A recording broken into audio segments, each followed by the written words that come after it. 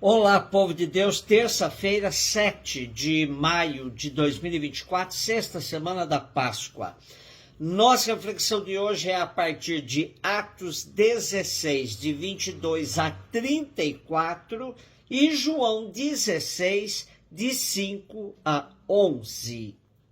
Naqueles dias, a multidão dos filipenses levantou-se contra Paulo e Silas, e os magistrados, depois de lhes rasgarem as vestes, mandaram açoitar os dois com varas. Depois de açoitá-los bastante, lançaram-nos na prisão, ordenando ao carcereiro que os guardasse com toda a segurança. Ao receber essa ordem, o carcereiro levou-os para o fundo da prisão, prendeu os pés deles no tronco. À meia-noite, Paulo e Silas estavam rezando e cantando hinos a Deus. Os outros prisioneiros os escutavam. De repente, houve um terremoto tão violento que sacudiu os alicerces da prisão.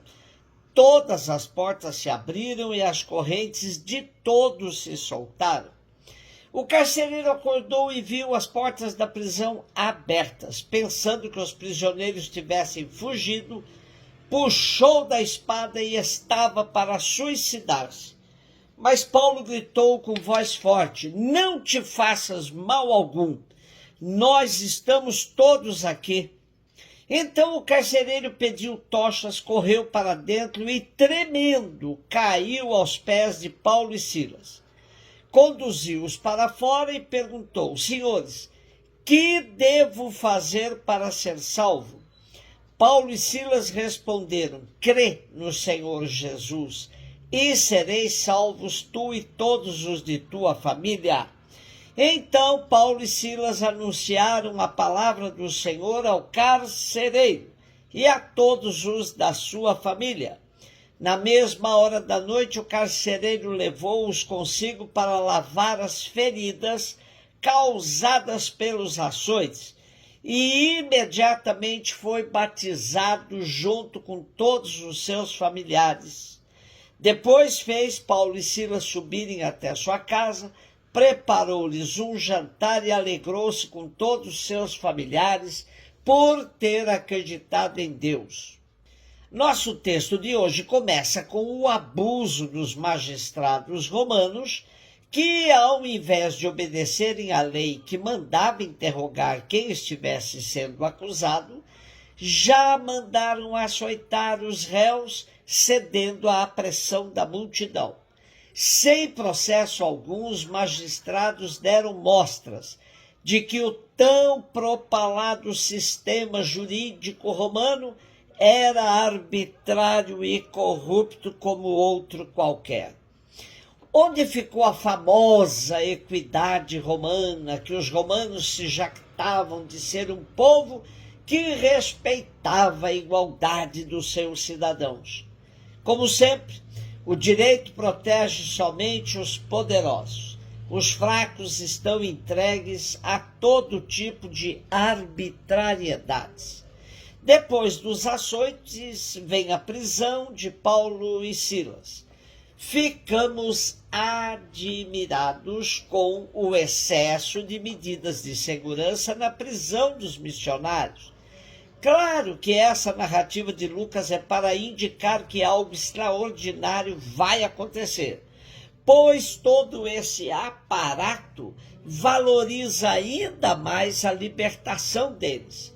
E não menos admirável é a conversão do carcereiro, atitude verdadeiramente radical, pois superou a decisão do suicídio e passou a ser um discípulo de Jesus, frente ao anúncio que Paulo e Silas lhe fizeram sobre a Boa Nova. Convenceu-se de que em Jesus estava a certeza da sua salvação. Claro que, observando cuidadosamente que nenhum dos prisioneiros havia fugido, depois de terem sido suas cadeias quebradas, causou no carcereiro um espanto enorme. Isso mostra que o acento não está tanto na libertação deles, mas muito mais no poder de Deus que os liberta. A iniciação cristã do carcereiro foi também algo admirável, pela rapidez em que se dá. Logo se converte, ouve a palavra de Deus anunciada pelos apóstolos e se convence a tal ponto que pode ser batizado. Todo esse processo culmina com uma grande festa, um jantar, onde a alegria é plena e profunda. A comunidade de mesa, tão vigiada e fiscalizada pelos judeus, não é problema para Paulo. O relato da conversão do carcereiro se torna paradigma das demais conversões provocadas pelo anúncio do querigma. João 16, 5-11, disse Jesus aos seus discípulos: agora parto para aqueles que me enviou e nenhum de vós me pergunta, para onde vais? Mas porque vos disse isto, a tristeza encheu os vossos corações. No entanto, eu vos digo a verdade. É bom para vós que eu parta. Se eu não for, não virá até vós o defensor. Mas se eu me for, eu vou-lo mandarei. E quando vier, ele demonstrará ao mundo em que consistem o pecado, a justiça e o julgamento. O pecado porque não acreditaram em mim, a justiça porque vou para o Pai de modo que não mais me vereis, e o julgamento porque o chefe deste mundo já está condenado. A promessa da vinda do Espírito Santo vai se tornando mais frequente no discurso de despedida de Jesus. Certamente com ela Jesus pretende acalmar o coração dos discípulos que sofriam muito com suas palavras que iria partir. Os discípulos estavam atônitos e afônicos. Não conseguiam nem mesmo formular mais qualquer pergunta a Jesus. Também não sabemos avaliar com segurança até onde eles conseguem entender as palavras de Cristo, pois até o fim de tudo eles continuam com muito medo. O argumento de Jesus, que é bom que eu vá, pois se eu não for, se eu não sair do mundo, o Espírito não virá para esclarecer tudo, soa mesmo como uma promessa que eles não conseguem captar o alcance e a profundidade das palavras de Jesus. Como entender que é preciso que ele vá para vir o Espírito Santo? A Igreja Católica Romana defende a procedência do Espírito Santo, do Pai e do Filho, defende isso e foi motivo de cisma com a Igreja Ortodoxa, que defende que o Espírito procede apenas do Pai. Pelo texto de hoje, que Jesus afirma, se eu não for, não virá até vós o defensor, podemos entender que somente na unidade do Pai e do Filho é que temos a procedência do Espírito. Quanto à missão do Espírito de revelar em que consiste o pecado, a justiça e o julgamento, o próprio texto nos diz que o pecado é não terem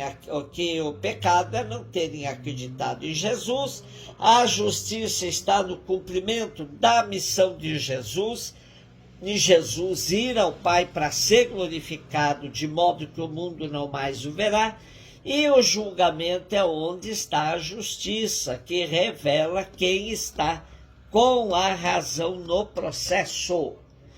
O que fica claro em nosso texto de hoje, que o Espírito, o Paráclito, não se choca com a mensagem de Jesus, mas pelo contrário, vai torná-la ainda mais acessível a todos.